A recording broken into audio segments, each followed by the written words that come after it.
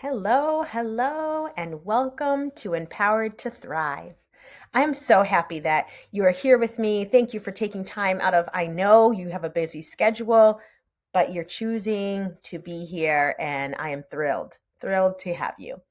I'm your host, Corrine Powell, and this is a space for you to get to breathe for a moment, to hopefully relax and feel safe and listen from your heart as I share from mine. This is not something that is meant to be polished and perfect. And it never is meant to be that way. Whether I'm sharing a concept, whether I'm sharing parts of my story like I am today, whether I'm meeting with a guest on the show. So, if you haven't heard other pieces of my story that I've been sharing, you may want to go back and listen. Everything is in and of itself enough that you don't have to hear any backstory to continue listening to what I'm going to share today. But just to recap, I was sharing a little bit about the family I grew up in, the way the home environment was, how that impacted me, the choices I made along the way because of the codependent lifestyle that I live. And as I often say, the healing journey is layered. We are healing more and more, and yet we're still struggling with some of the same patterns. So I was extremely codependent, always looking to meet others people's needs, wanting to be sure they felt happy and comfortable so that I could be relaxed, that I could feel okay. Think about the young child who sees their parent getting angry and they think, what can I do to help appease them so that my parent settles down? Now, of course, it's not a cognitive, thought out, conscious process. The child doesn't realize what's going on deeper. But I was that little kid who said, oh, I see my parents starting to get angry. And if I do this, that, or the other thing, they will settle down. And then I will feel safer because, of course, they'll be more calm around me. The energy will change. So I started to live my life trying to predict the future so that I could keep myself safe, so that I could try to change what the outcome might be. And that will get any of us really stressed out. And it's a really difficult way to live. We don't notice the needs of our own self because we're focused on the needs of others. And that's just a tiny, tiny, tiny bit about how codependency showed up for me. And so coming out of codependency has been liberating, and there's more layers to go. So I shared different pieces. I shared about how motherhood and that journey's been for me. And I talked a little bit about what it was like growing up in a Christian family and being a part of a church community that was different than the spiritual experiences I was having, and what it was like to not feel known and to not feel understood for who I am and for the experiences I have or have had. And in today, I wanted to share a bit about the impact that moments of time can have on our life.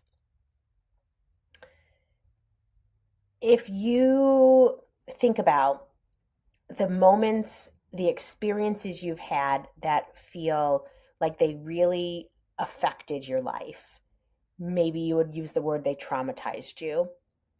Um, we each have them. And I don't know which ones are coming to mind for you. I'm going to share some that come to mind when I say that, though, when I pose that question. As a little girl, I had some extended family members that mistreated me sexually, and it impacted me deeply. All trauma, all abuse is deeply impactful. But until I was 18, I didn't even name the sexual experiences that I had as sexual abuse or sexual trauma. I actually hadn't even come to terms with the fact that that's what had happened to me. Nobody else named it as such. Nobody else acknowledged it as such. And I heard a counselor speaking.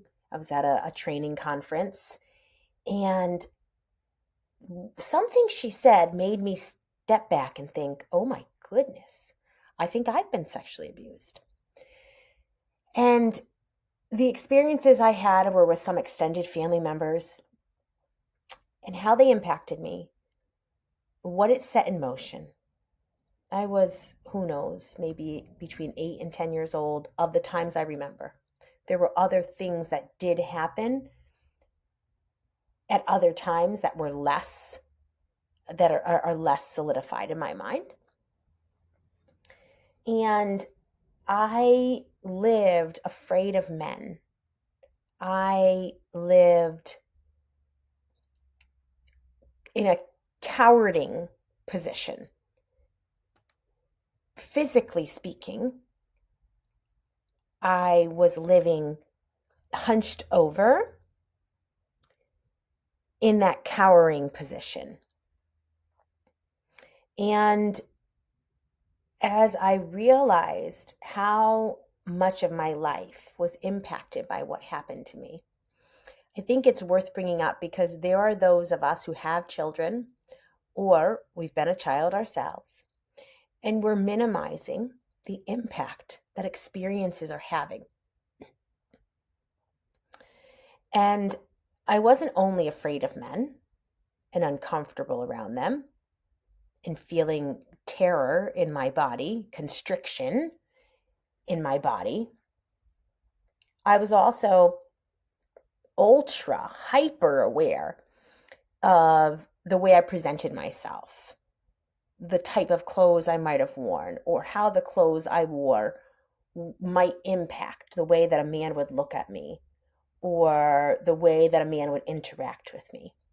Now, coupled with that, the Christian environment I grew up in was very restrictive, and they also put a strong emphasis on how a female presents themselves and the impact that that could have on other people, specifically males. That's how they would talk about it. And there was a lot of emphasis on a female not doing something that would cause a man to then do something in return. What's so awful about that is it put the responsibility of someone else onto the opposite person. The woman is not responsible for the man's actions, for the man's thought processes, for the intentions in his heart and mind. She's not the one who's responsible to control that, to manipulate that, and she's not the one that determines it. As I've heard a man say, even if a woman comes in a flowy dress, you don't see any part of her figure accentuated. A man can still look at her and undress her in his mind's eye. It's not because of what she's done. It's time the responsibility be taken off of the woman. And I say this speaking about the environment I grew up in, but there's a lot of religions, a lot, that recognize the impact that a woman can have. A woman has a beautiful impact. Beauty is not meant to be hidden. A woman who is kind and compassionate, even if physically she's not very stunning, she is beautiful. And you know how powerful that is? To come in contact with someone who's kind and compassionate. It softens the heart. It makes someone feel safe. And when you feel safe, a lot can happen. That's not, it doesn't mean it has to be inappropriate. It simply means we let our guard down. We start to share from our heart. That's very intimate. Take away the sexual, physical ideas when I say intimacy. I'm talking about a close heart-to-heart connection. That is intimate. And some people are afraid of that. We're afraid of that in general. That's why a lot of people don't show up real and authentic. I'm not even trying to refer to romance here. I'm just saying we're afraid of being known and being seen and being understood. Many times it's uncomfortable because when that may happen, we're then judged. Somebody pounces on us. They criticize us. They tell us how we should be doing it differently, right? So sometimes we're trying to avoid it for those reasons. But this idea, it's so codependent to think, oh, I need to show up in a certain way to make sure the other party does this, that, or the other thing. No, it's not my job. It's not your job. It's not the next person's job. It's not the female's job to be a certain way so that men or whoever don't do X, Y, or Z. But this was a part of my experience.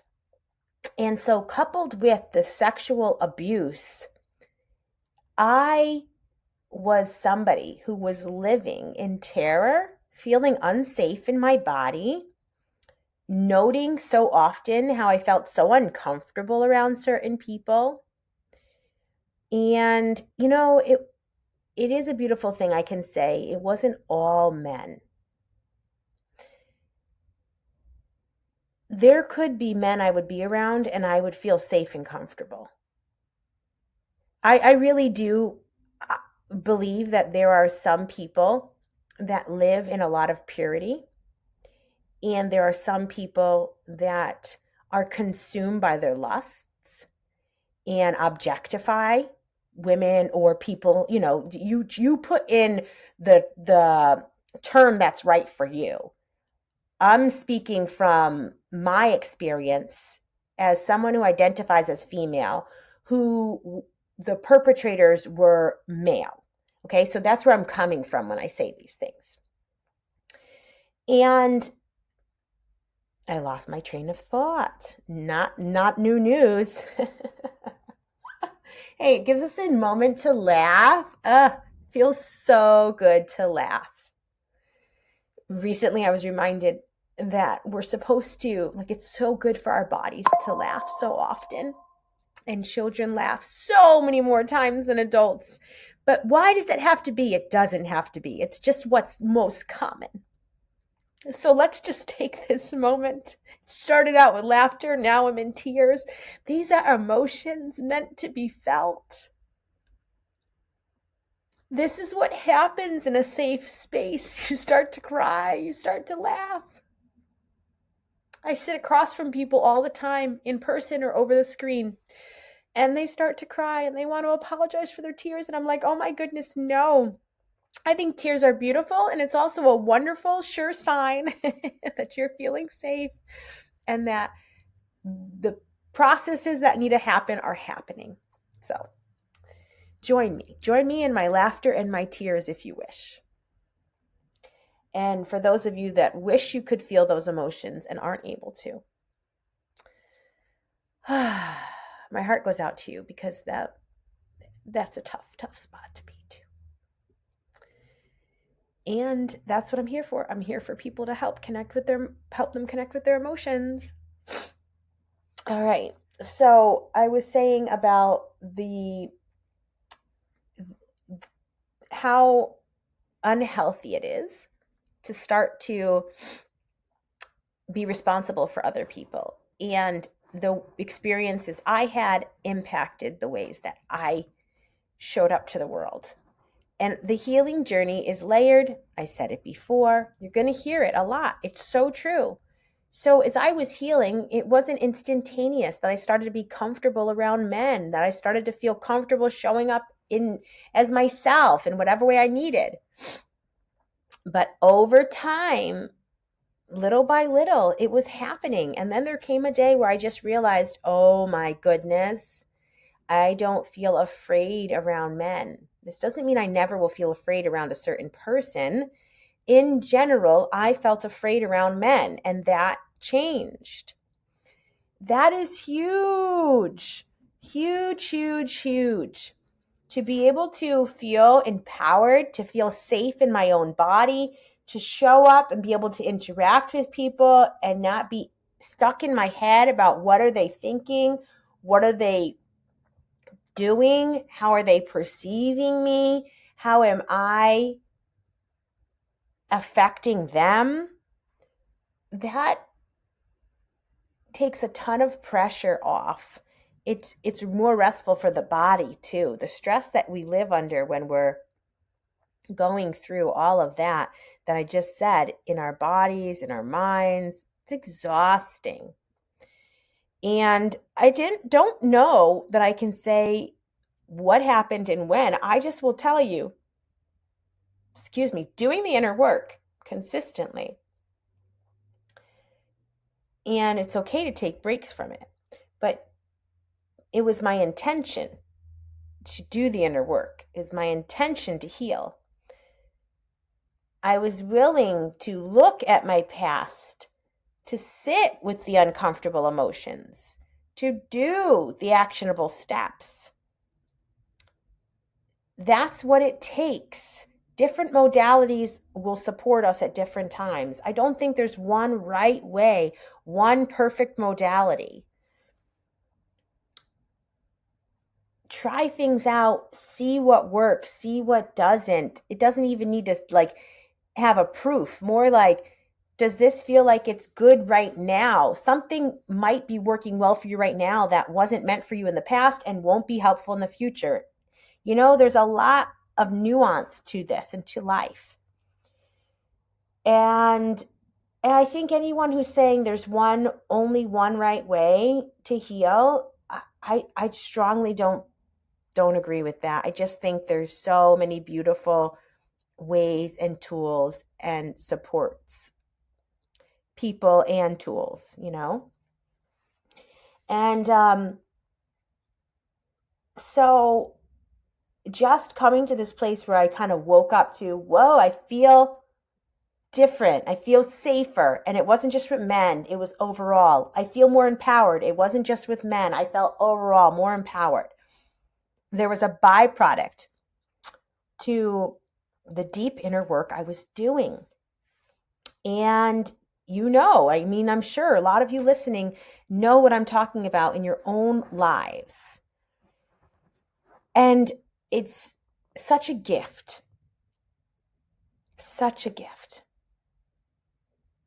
to live feeling safe or safer, to live knowing that, I'm here to protect myself. And so I don't need to feel like the little girl who was unprotected when I interact with adult men. I am an adult.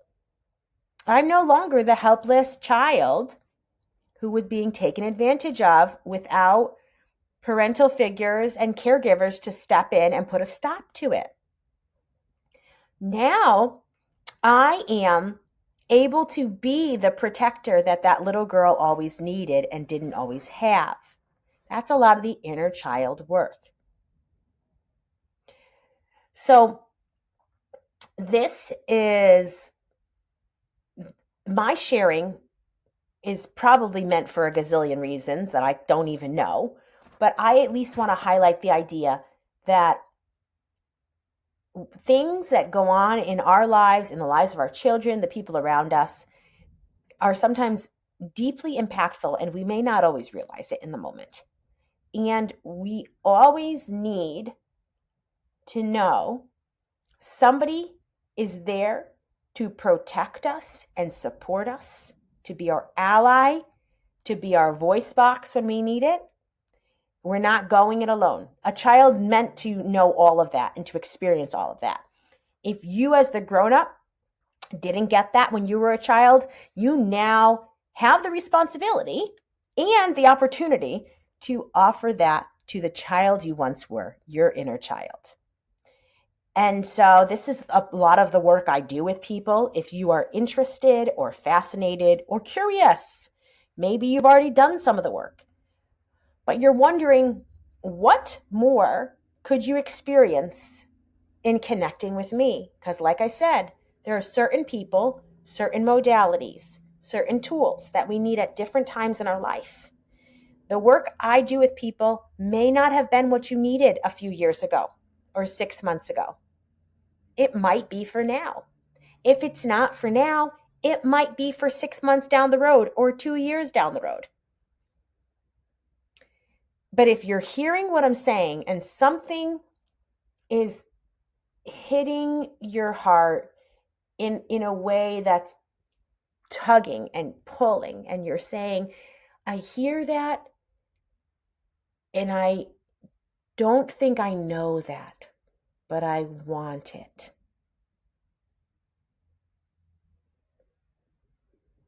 Would you love yourself in this moment and be willing to offer yourself the gift of support?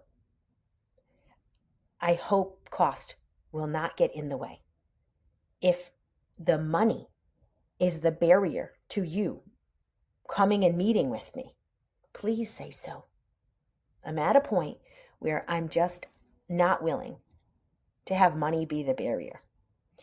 And so I don't want to neglect my own needs in this, but I also don't want to minimize the fact that sometimes it can feel like money's the barrier. And I just don't think that that money should get to have that much power in this case. So please know that.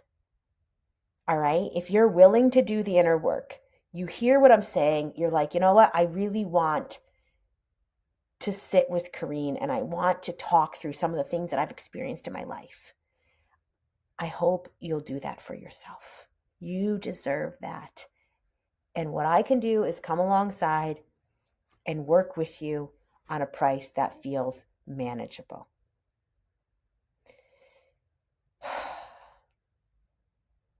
That is an exhale. Allow yourself to exhale.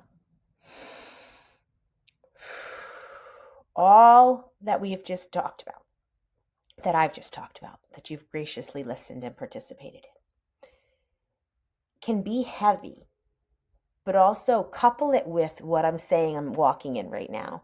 Yes, it's super heavy to be abused and traumatized and to hear about the impact it has on one's life, because you know it's not just my life. This is happening to all people in some form. We're all impacted by what we've gone through. Just don't isolate that. Couple it with what I'm saying, that I am living a different experience. No, everything's not perfect. I live feeling so much safer than I ever did, feeling so much more empowered than I ever did. The healing journey is worth it.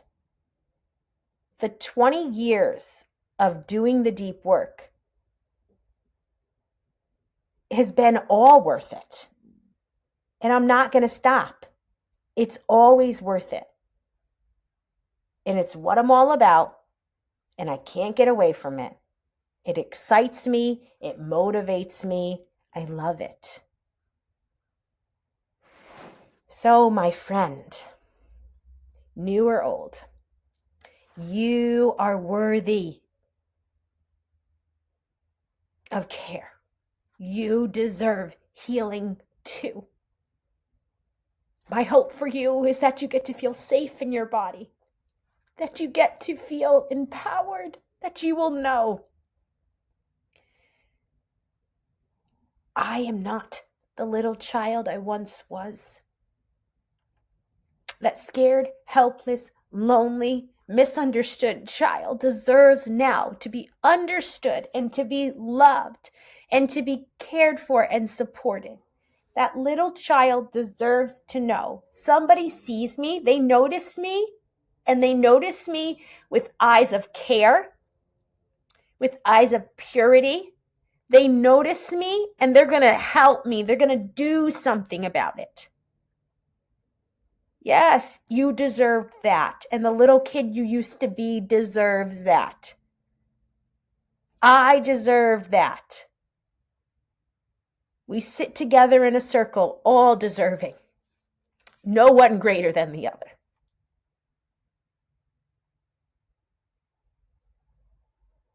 Yes. Picture that in your mind's eye if you can. Allow your heart to feel that. Go back 30 seconds and re-listen to that as many times as you need. All right, I'll be back soon. I look forward to connecting with you again. Much love.